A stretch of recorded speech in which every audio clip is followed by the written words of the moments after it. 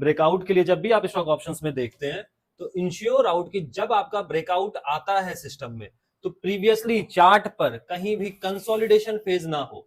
अगर consolidation phase है तो वैसे ब्रेकआउट को नहीं लेंगे। मतलब मैं कोई भी ब्रेकआउट अगर प्लॉट कर रहा हूं, फॉर एग्जांपल ये मेरा लेवल है रेजिस्टेंस का, मार्केट इसको तोड़ा, तो तोड़ने के बाद there should not be any hurdle on the chart जहां भी मेरा टारगेट है। ठीक है, अगर आप श्री सीमेंट के कंडीशन में आप यहीं पर देख लो और डेली आपका व्यू क्या रहेगा, डेली चार्ट पर आप देखोगे सी दिस कि ये रेजिस्टेंस टूटने के बाद कोई भी कंसोलिडेशन नहीं, अगर है भी तो वो सीधा यहां है। ठीक है, 300-400 पॉइंट ऊपर, और वही मेरा टारगेट भी है इस कंडीशन में, राइट। तो आई एम एक्सपेक्टिंग दैट कि यहां से एक ब्रेकआउट आता है तो यहां तक डायरेक्टली जा सकता है मार्केट। अब आप पूछिएगा, there are various things you need to understand. ठीक है, कि अगर चार्ट पर रेजिस्टेंस है, डेली चार्ट पर आप प्लॉट करें, बोलेगे सर ब्रेकआउट आज भागा क्यों नहीं? तो आज नहीं भागने का रीजन है कि मार्केट अगर आपका अंडर परफॉर्म कर रहा है, उस केस में अगर आपका स्टॉक थोड़ा भी पॉजिटिव ट्रेड कर रहा है ना, तो समझिए कि कुछ तो क्वालिटी है एनालिसिस में।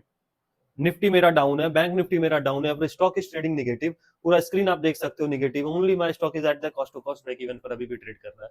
तो this is the thing, right. अब ऑप्शंस बाइंग ऑब्वियस सी बात है कि बहुत सारे फैक्टर्स के साथ आता है। आज क्या हुआ, I am right into this trade, कोई दिक्कत तो नहीं है अभी भी, लॉजिकली मैं गलत भी होऊंगा तो इसके नीचे होऊंगा। ठीक है, लेकिन ऑप्शंस के अंदर तो इसने एग्जिट दिया हमें। ठीक है, तो ऑप्शंस बाइंग को करने के लिए, एग्जीक्यूशन करने के लिए भी आपको चीजें समझनी पड़ेंगी। ठीक है, चलिए, तो स्टॉक ऑप्शंस में सबके लिए ध्यान से सुनिए, जब भी आप ऑप्शन बाई करते हो तो इंश्योर आउट कि आपका, जैसे कल हमने पूरा स्कैन किया, अब ऐसा तो है नहीं कि अचानक से कल स्कैन किया आज फिर कोई एक ब्रेकआउट हो गया होगा, ऐसा नहीं होता है। आपको ऑप्शंस, स्टॉक ऑप्शंस बाइंग करना है तो एफएनओ के जो भी चार्ट है, हमने तो सिर्फ कल 100 स्टॉक स्कैन किया, राइट, हमने दिखा भी नहीं। 250 स्क्रिप्ट जो है उसमें से मैं आपको क्लियरली बता देता हूं, 50 जो है ना बेकार है। बेकार को कैसे प्लॉट करना है, तो जैसे ई लिक्विडिटी आपको दिखे, ई लिक्विडिटी क्या होता है, difference between buyers and sellers, वो अगर ज्यादा है, ठीक है, let's say for some options, okay, और some random stock, there is a buyer standing on 31,600 और सेलर बोल रहा है हम बेचेंगे 32,000 पे, तो 400 पॉइंट का डिफरेंस है।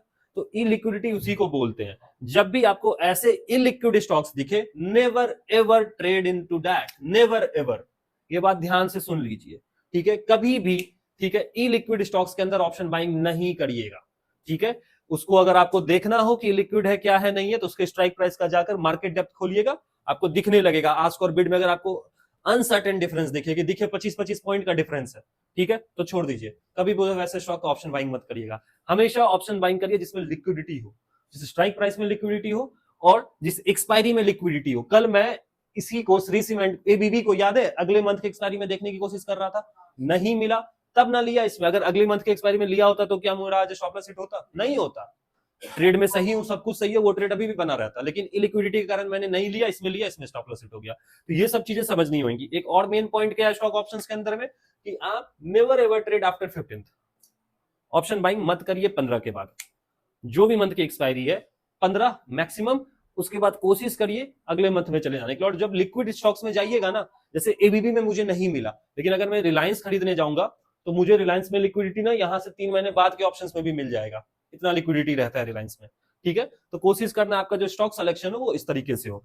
अब आपको कैसे टेक्निकली देखना है स्टॉक ऑप्शंस, वो आप समझ रहे हैं। तो आपका काम है कि अब आप पूरा फ्यूचर में ऑप्शन स्कैन करो, उससे चीजें निकालो, आप ग्रुप में डालो, जो भी चार्ट होगा नहीं होगा हम लोग उस पर डिस्कस करेंगे, अगर समझ में आता है तो we will make a trade into that. ठीक है, ऑप्शन बाइंग के लिए आपका क्लियर है, राइट।